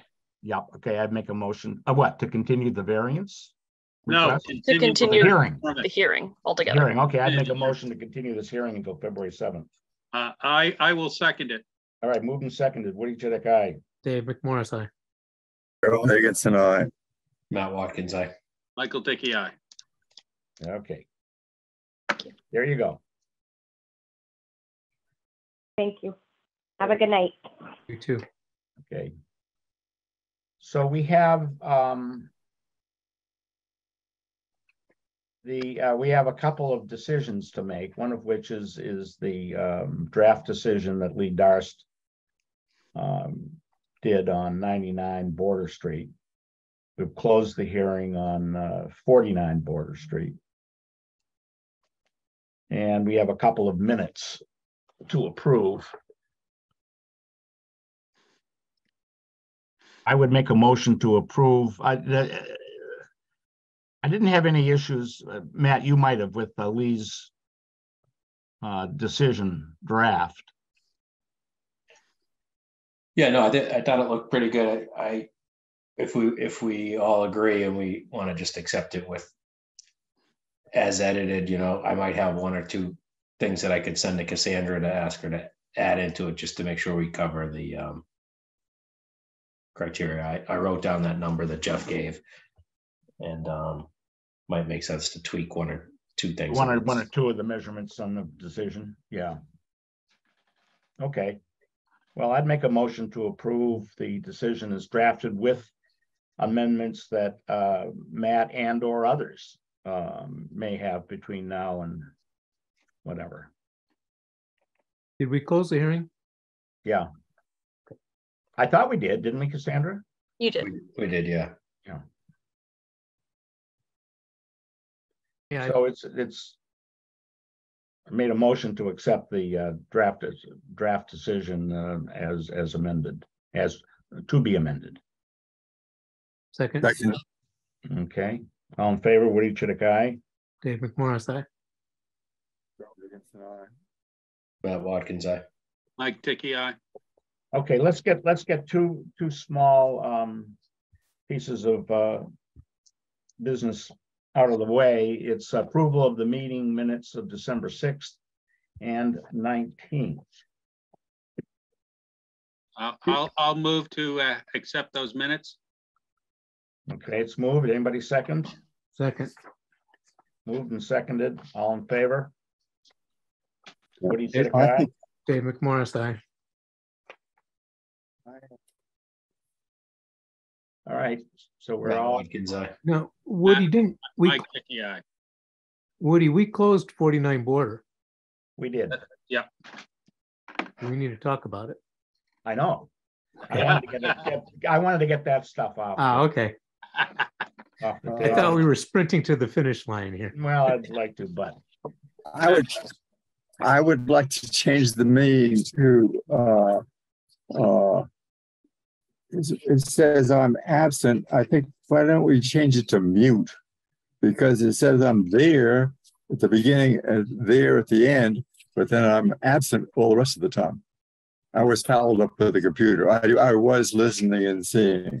I know, but unfortunately, Town Council said that if we can't see you and if we can't hear you, you are technically not present. You may All know right, you're well, present. then we should change it that I wasn't present to begin with in the roll call. That may be safer. It may be safer because we're all voting up until this one coming up unanimously. So we have a quorum and a vote, but rather than run afoul of a technicality, that's one downside of a Zoom meeting. Which minutes are we talking about? Oh, towards the I'm end of talking the, about December 6th. But you also weren't present for the December 19th either. I agree with that. Okay. All I'm worried about is in the roll call vote, Charles Higgins, aye, and then I'm absent, and then at the end, I'm still concluding aye, and I suggest that I be absent all the way through or mute all the way through or whatever you want, but I don't see how I'm there or not there. Yeah, no, you're right, because if you were there, you would have been. well, but it almost has to be set up that way only in that as you look at it, right? Because you're voting on 49 border here coming up. Well, he may not be able to. And you participated in that. It says like, he's an eye on that. Yeah. But I think maybe he lost his feed. There's, like towards the end. Yeah. So you might want to keep it as it is. I don't know. It doesn't invalidate any of your comments that were received, but it's just that if you weren't here for the whole, technically, if you weren't here for the whole thing, visibly and as well as auditorially or audibly, somebody else will carry the vote on this one. Everything else is okay. Yeah. Okay, so we'll handle that.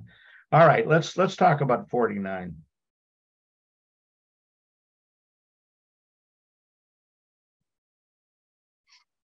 We've all seen the property.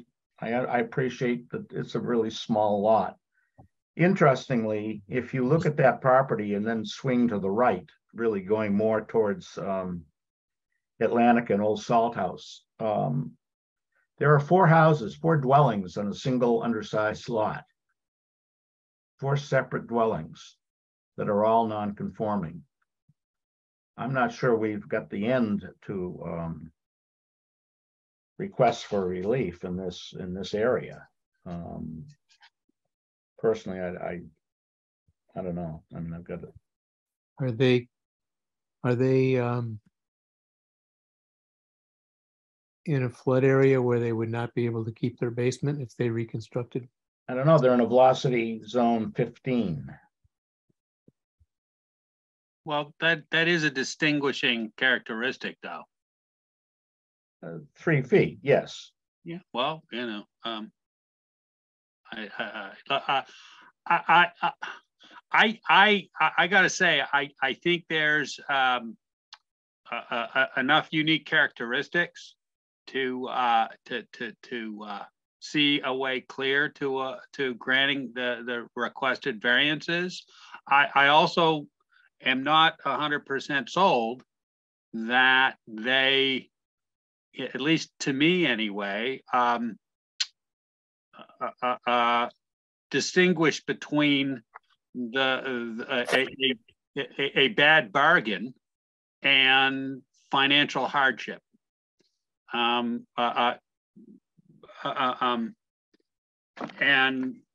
I think on the other side of that coin, no, you know, I hear what Dave and Matt said, which is, you know, that the neighborhood and town are certainly going to benefit from the proposed new structure on that lot.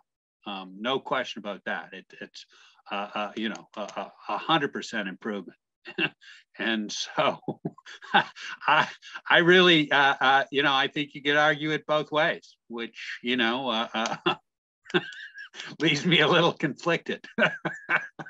I'll tell you that there are some arguments I personally reject. I'm not rejecting the concept of what they want, but one argument I reject is if you don't let us build what we want, we're going to let it deteriorate, and the $1.5 million or $2 million investment in property will end up being a huge eyesore. I mean, that card could be played by all sorts of people. If I can't double my house size, I'm not going to shingle it or reshingle it or anything else, and I'll just let it kind of eventually fall off the tax rolls. I don't. That's the issue that I'm struggling with, because they could build a much smaller property, or they could sell it at a loss and a new owner could invest in a smaller property. And both of those, the only hardship is a bad bargain, right? They paid too much for it. And perhaps they didn't have full information, but are the zoning bylaws there to save them from a failure to do proper due diligence before they you know, sign the PNS? I'm not sure of that. But I also have to say that, you know, the property could linger, and it certainly, you know, it needs to be improved. No question about that. Oh. I think like a few months ago, right? I think it was the first time I came across, like when I was looking at, well, why do they have to take it to this level, right? This is probably one of the first ones that we've seen where, you know, like that 50% rule came into place, where like if you exceed that 50%, you have to knock this down and kind of start from scratch. And then I guess the fact that they're the only one in that area, I guess your point, Woody, of the ones that are in the 15, you know, how does it differentiate them? I was mostly looking at it like, we haven't seen anything like this before with that 50% rule, and they're the ones that are also, you know, the most impacted, versus like, you know, to Woody's point, like, you know, if somebody says it could rot and sit there, but I thought that was pretty, and that was probably 2-3 months ago that I started like looking around in other states, how does this work? And kind of, this is the first one we're seeing here, or other people seeing it elsewhere. I didn't find a whole lot other than like in Florida seems to be more prominent, but I don't know. That's what kind of triggered the unique piece of it, because I like most people, I think when they came in with the variance, I was like, you know, good luck, you're not going to meet these criteria. But as that unfolded, I thought, I kind of got there a little bit more with being comfortable with it.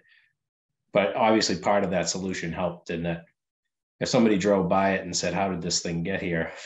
You know, you created a bad project. That I think is more of a reflection on the board, whereas I think the proposal that we have in front of us is one that isn't going to be a glaring eyesore, and the one that could come in front of us 2 years from now that would be presumably significantly taller might be just that, you know. I certainly don't think we've seen the end of redevelopment around the harbor.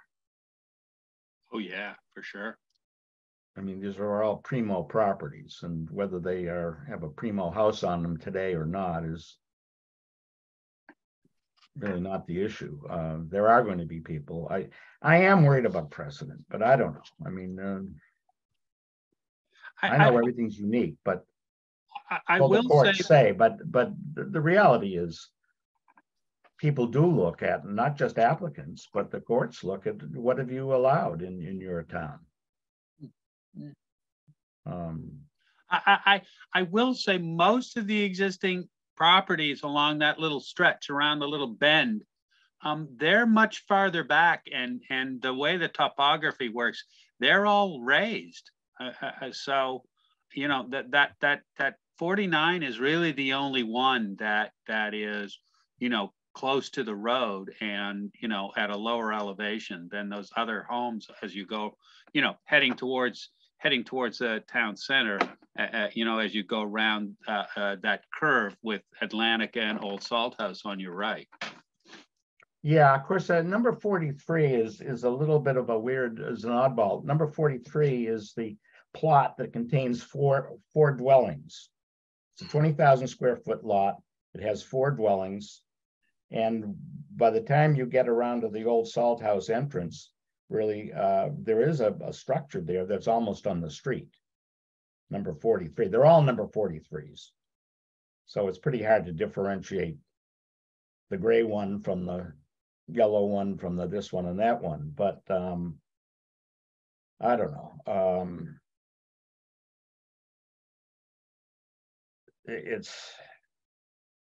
It's all or nothing. You know, and the masses are nice people, but there's nothing, as town council has advised me, there's absolutely nothing that would compel us or allow us to condition any approval here on the masses granting a 40-foot deed restriction on any future buildings. They could turn around tomorrow and say, well, I've changed my mind. And oh yeah, no, I agree with you on that point. We're going to build right up to the lot line. I don't know. I don't think this is the worst situation the town is ever going to face here. You know what I mean? I'm more hung up, I guess, on the variance requirements than the variance impact, if I could make that distinction. Well, you know, I think it is unique because it is I think the only dwelling in that VE 18, and as I said, the other homes, you know, around that bend are farther away and higher up. True. The difficulty I have is Brian argued that the topographical constraints required the square footage increase, and I'm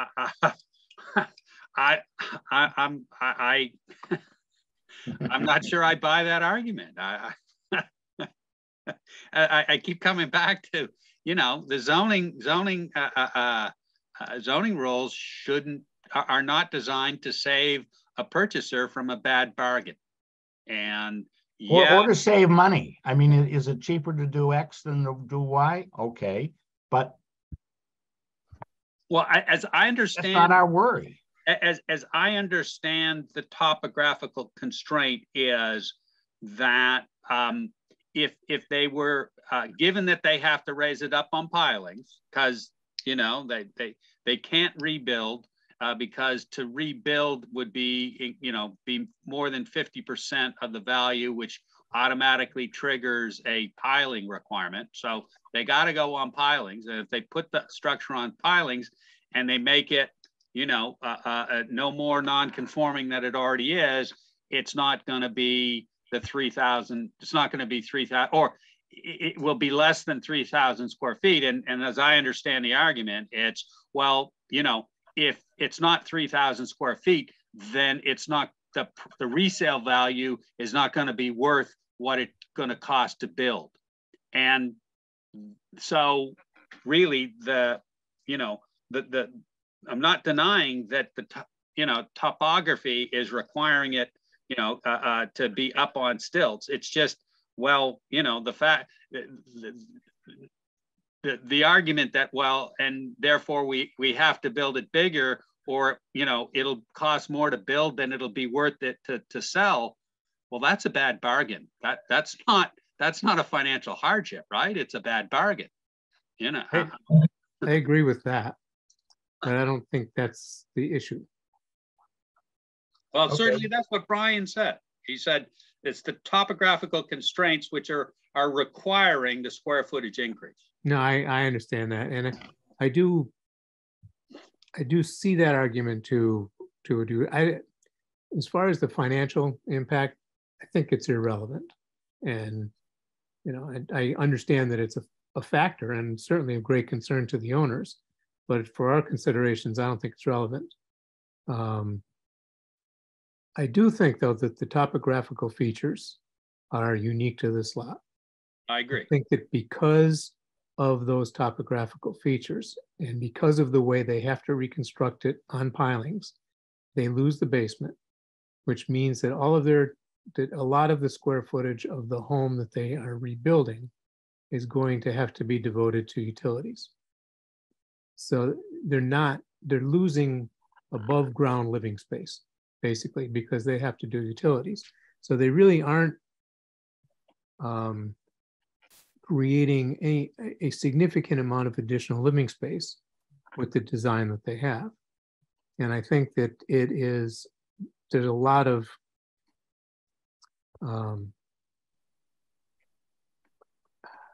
close calls about it, which I don't think we're going to see in other applications. From the things that you've said, Woody, seeing other applications come up, I just don't see these as similar factors, particularly when you've got large already choked lots. So I think that this technically qualifies for a variance. And I think that a variance to allow them to do what they want to do is the best solution for the neighborhood. Okay, well, Matt and Charlie, fire away. You agree with Dave? I know I commented with most of what I had to say, you know, kind of just that when I talked about how I thought that this, very similar to what Dave said, when I looked into this 50% thing, you know, it was new to us. It was, the velocity piece was new. I think we spent a fair amount of time going through the different criterias and pushing them a little harder on, give us more on hardship. I think the hardship piece of it came to me with the velocity zone and the uniqueness of this parcel. You know, so I became comfortable with the variance being a good solution for this parcel. I get down the same route as I said before. Are there any conditions or whatever that we would like to add or impose or underscore? And I'm not trying to be cute when I say that, but I know what they've applied for, and if it's the consensus or the majority, at least to grant that, is there anything that we would want to insist on, other than the boilerplate kind of stuff, you know, consistent with the plans as submitted at the hearing and so on and so forth.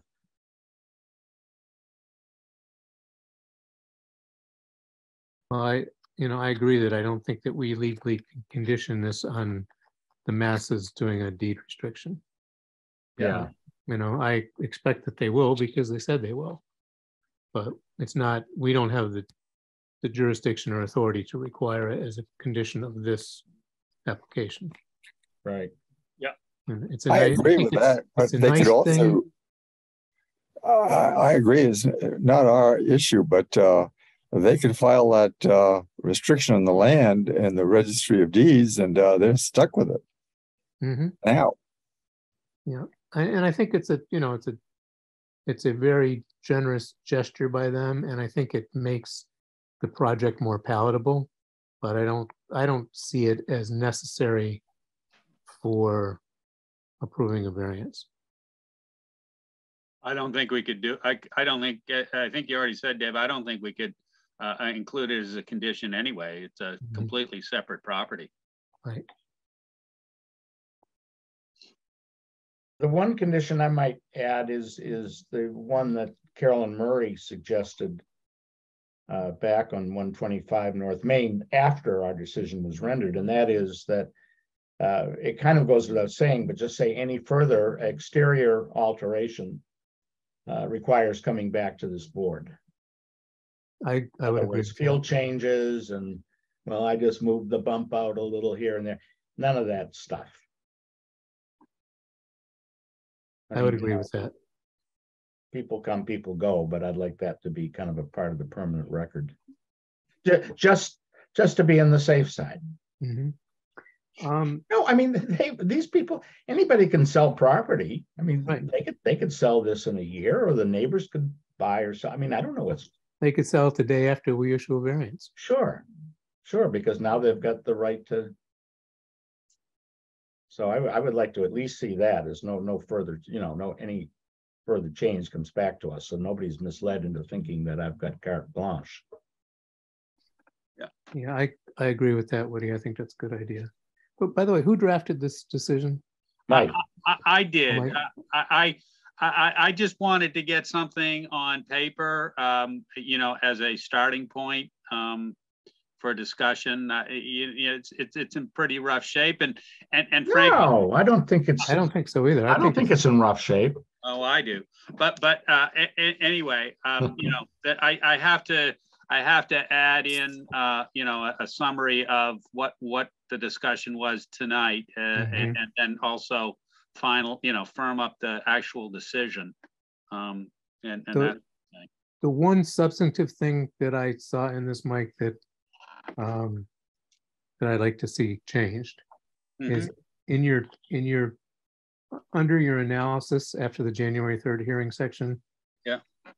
Under sub number 1, where you say, in this instance, the board finds that as the applicant's lot is in a velocity zone, which is not true of all other dwellings in the same district, I would change all to any. Okay. Yeah, because the conditions don't have to apply equally everywhere. They just have to exist. Yeah, either if they don't exist, it's unique. If they do exist, then it's not unique. Right. Regardless of whether it's 2 or 20. And the other thing is you got to change the initials at the end of the decision. Sorry, the initials what at the end of the DJM, David J. McMorris. And you put Jennifer Brennan Orem. Bless her soul, is no longer. Yeah, as I say, it's rough. I definitely need to go through and kind of identify more kind of type. Well, the other thing is, I was kind of Jeff was searching for whatever arguments he could, you know, come up with on the fly. Which is why I pushed him a little bit on what is the nonconformity, and is it a nonconforming use? I mean, actually, Section 6 of 40A treats single family and 2-family houses equally. They don't, you know, if you go three houses, I mean, three families and things, then you come in to trigger another kind of criteria. But I don't think that's the issue, that there's a two-family house here. I think the issue is that the structure is non-conforming. Yeah, I agree. I wasn't really buying that. It doesn't nullify where we come out or anything, but it's I think more accurate. What are you laughing about, Dave? I think he was tossing a lot of stuff up to see what would stick. Yeah. But I think he's got enough that actually sticks that we can decide that way. Yeah. So I would just trim it down a little bit on that use non-conforming use. Okay. Well, okay. I read it only quickly this afternoon. I suggest we continue to a final decision on the drafting, and any comments we wish to make, send them to Mike and he can add them or not add them. Sure. I'll buy that because they have accepted this. You know, that'll work. I'm also happy to try and expeditiously redraft and send around a revised version that, you know, incorporates what we talked about tonight and your comments that you gave me tonight, and then you can have another look and you know, come back with additional comments after you see round two. But okay, are you comfortable with the economic argument, hardship argument, or dispensing with that? Well, me personally, I'm not super comfortable with it, but obviously if the board votes to grant the variance, then that's what the board votes. And I understand the economic argument, which is that, you know, given that Massachusetts law requires them to go up on pilings, it's essentially going to, you know, require, you know, significant changes in the, you know, the dwelling.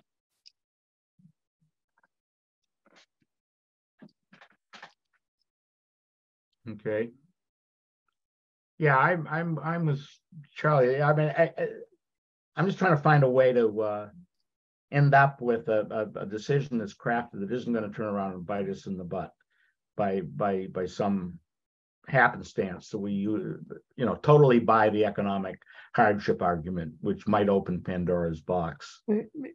Woody, I think Matt pointed out that it doesn't say, you know, just simply economic hardship. It says economic or other hardship. And I think the fact that they have to take a floor of the building, or at least part of a floor of the building above ground to move the utilities to, creates a hardship in itself as far as trying to replicate the building which may be a hardship in terms of ease of use as opposed to pocketbook hardship. It's not just ease of use. It's loss. You know, it's a devotion of usable space to something other than habitability. Okay. I'm more comfortable with that argument than the financial hardship one. Yeah, I think it's a good idea to stay away from the financial hardship argument, because I don't buy it. And I want to have to stretch for this decision. Yeah, I'm not buying it either. I mean, to comply with any of these regulations, environmental, be it state, local, whatever, is almost by definition going to require more of an investment than it might have 5 or 10 years ago. Right. Yeah. But it doesn't necessarily affect people's ability to use their property. Right. Where here it does. Whereas everything's up on stilts, like down on Peggotty Beach or something in Situate, where you got a 20-foot drop to the ground. I mean, no, I mean, I would think some of those properties would be compromised in another way. The hardship could be one of safety. Mm-hmm. Don't think that's so here, but it's. I'm not an expert on FEMA rules, so take this with a huge grain of salt. But my understanding is that, you know, you lose your house, that 50% rule is correct. If you suffer more than 50% of the value of the house in damage, then you got to put it up on stilts. You lose it again after it's been put up on stilts, you can't build again. You're done. So. Oh, is that right? Yeah, that's my again. I qualify it with saying well, I'm not expert, but as I recall from my time, you know, prior to Cohasset, I was living out on Minot Beach, and there are a bunch of homes out on stilts there, and that was what the neighbors seem to say, which is, you know, if you get damaged by, you know, wave action and it's more than 50%, you're required to put it on stilts. And once it's on stilts, if you get wiped out again, you can't rebuild at all. And that's why you're seeing those, you know, empty spaces down there as you know, homes on stilts get whacked. You certainly can't get flood insurance. Yeah, that's, I think. Yeah, and I think I was talking to somebody recently where the flood insurance was greater than the cost to rebuild. And when you know, took it cumulatively, and they opted not to buy flood insurance and actually not to have a mortgage that, you know, that then impacts the mortgage. But still, it was cheaper to assume that you'll suffer, you know, a loss and rebuild. This is like self-insurance, I guess. Yeah, self-insured. Okay, well, it sounds like we've reached a point where we can agree,